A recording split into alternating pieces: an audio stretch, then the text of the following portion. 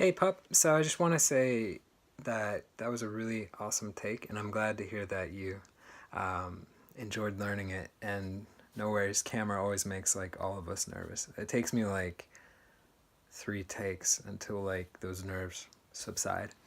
Anyways, I have some points for you. One of them is the big one, but let's get to that in a sec.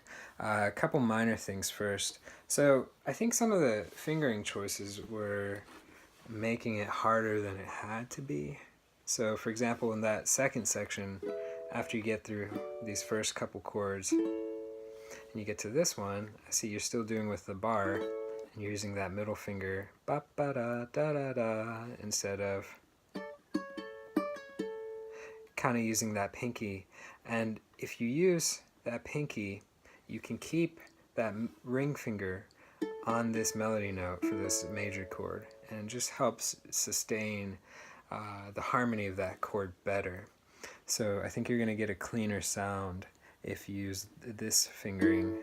Plus, it's good to give the pinky a workout because a lot of people tend to ignore that finger and oops, see we get good screen lighting. Anyways, a lot of people tend to ignore that finger and it becomes a lot weaker than the other ones. It's always going to be weaker than these, but we want to try and even it out as best we can.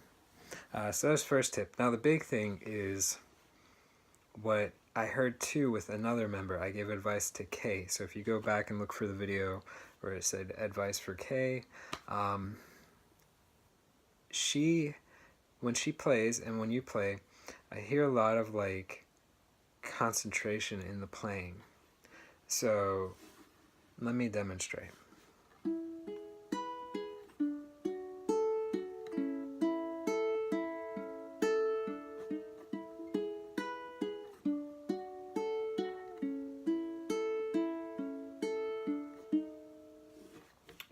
So it gets to sound a little bit like you hit play it with the MIDI playback, you know, where it's like the computer playing it. And I'm not hearing as much of an emotion in the playing. And music is always this expression of emotion. So when we're playing, we want to accent certain parts. We want to get some kind of emotion across in our playing. And if we play everything precise, and everything at the same thing, then it's kind of like if you were talking, everything is at the same thing, precise, right?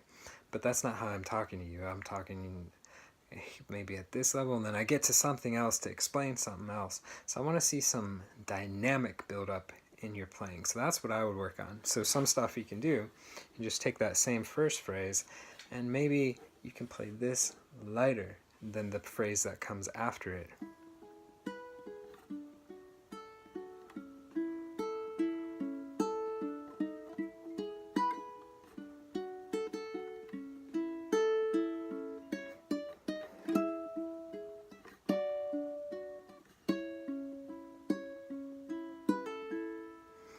So I even messed up, right? Whatever. But here's the takeaway of what I was trying to do. Start soft. Maybe I can accent that melody that's walking on the first string.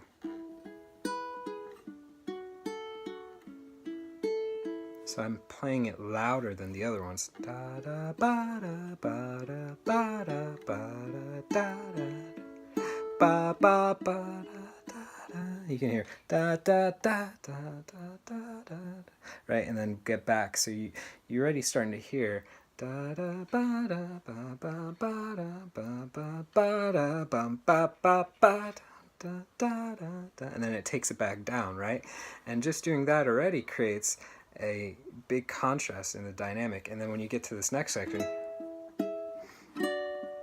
you can play that with more oomph than the first part, and you're signifying a whole nother section that has more of like a heroic anthem or whatever. So that's the big takeaway that I want you to work on. So think what kind of emotion, how you want this piece to build and develop, and that should be what I would work on the most. So let me know how that goes. It'd be really cool to see another video. And feel free to take, any song too. So you can keep working on this one, or you can work on the next tune with it. So apply it to all of your playing. Okay, let me know if you have any questions, but I hope that helps.